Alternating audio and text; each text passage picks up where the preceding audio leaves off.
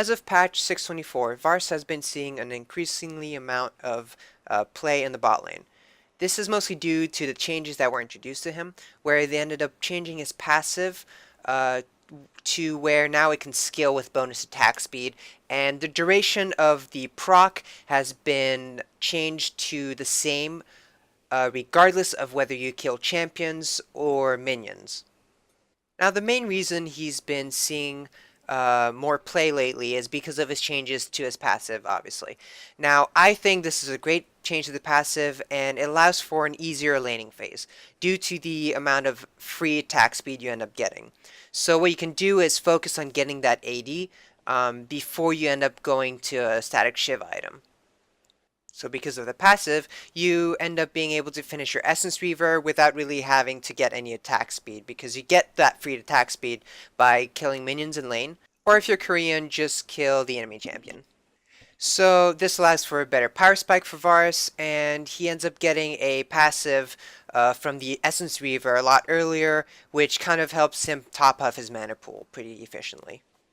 Now, other reasons as to why I think he's pretty good right now in the current meta is his Blighted Quiver, which is his W, and then his Hill of Arrows, which is his E. Now, there are many problems with the current meta that ADCs have to deal with. One of them is the tanks, and Varus' W allows for him to kind of deal with them.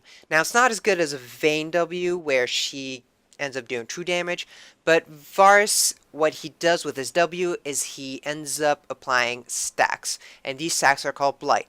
And what you can do is detonate those stacks by using your other abilities. And each stack does a amount of magic damage equal to the target's maximum health, which is perfect to deal with tanks.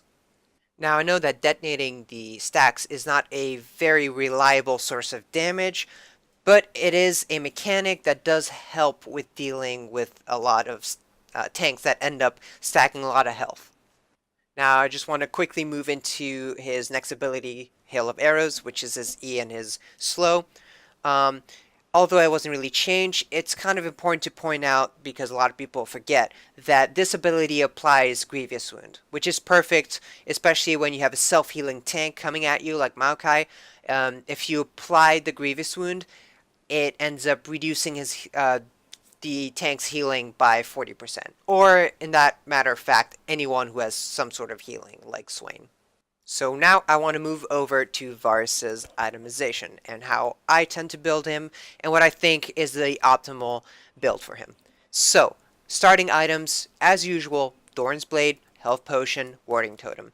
On your first back, you want to try and get BF Sword, and maybe if it allows for it, get some boots as well. Then you want to finish Essence Reaver. This is your bread and butter for keeping up your mana pool. Because Varus tends to poke a lot with his Q, he ends up running out of mana quite often, and throwing in those auto attacks allows for him to keep replenishing his mana. Once you finish that item, you want to go over to attack speed. Now, the most cost-efficient item in this case would be Berserker Greaves, so just finish those boots, upgrade them, and you're good to go. Once you finish those two items, you move over to Runan's Hurricane. Now, debatably, if you want, you can try and finish Runan's first before Berserker Greaves, but at least try to get the boots first.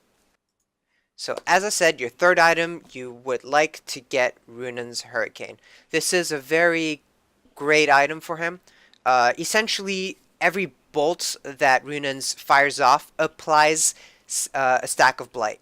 So in team fights, this is your bread and butter. And so you end up applying 3 stacks of Blight to all your enemies, and then you fire that arrow, and since the arrow hits everything in its path, you essentially could detonate all the Blight stacks on the enemy team at the same time. And at this point, this is where the itemization can really be changed depending on the enemy team's comp. So your core is honestly just Essence Reaver, Berserker Greaves, and Runan's Hurricane. Now, what I tend to do after those 3 items is I try to go over to my defensive lifesteal items. A lot of people try to go Infinity Edge. But personally, because I want to try and stay alive in team fights, I try to go more defensive. Personally, I try to go QSS into Mercurial Scimitar. I think it's a pretty good item for damage, and then it gives you that QSS passive, and once it's upgraded, it also gives you a slight movement speed buff, which is great. What you could also do is go Bloodthirster and get that shield that helps you stay alive a little longer, especially against assassins. Once you get a little bit of a defensive item going on, I tend to go Infinity Edge to kind of increase your damage output to the max and also get extra crit. Sometimes, though, I do go over to Mortal's Reminder or Lord's Dominic, which are the new Last Whisper items.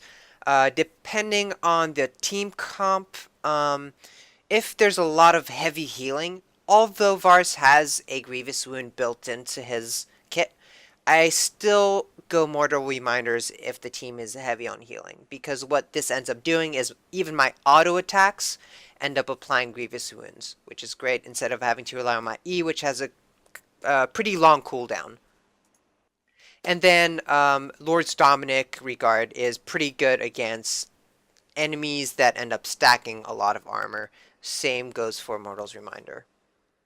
So a typical final build would look something like an Essence Reaver, Berserker Greaves, Runan's Hurricane, Infinity Edge, Lord's Dominic's Regard, or Mortal Reminder, depending on the enemy team comp, and a Mercurial Scimitar. Now, my Masteries look something like this. I tend to go Warlord's Lust because it kind of gives you that survivability in lane, and it's just in general the to-go mastery keystone for ADCs. But sometimes, depending on the situation, I do go Fervor of Battle because of that amazing attack speed steroid. You usually get those Fervor stacks pretty quickly. But for the most part, I go Warlord. For the spells, what you want to do is max your Q. After that, you want to max your W for those blight stacks. And then finally, you want to max your E. Alright guys, that was it. And I hope you guys like this little tutorial on how to play the new Varus. Please comment below, let me know what you think, and see you in my next video.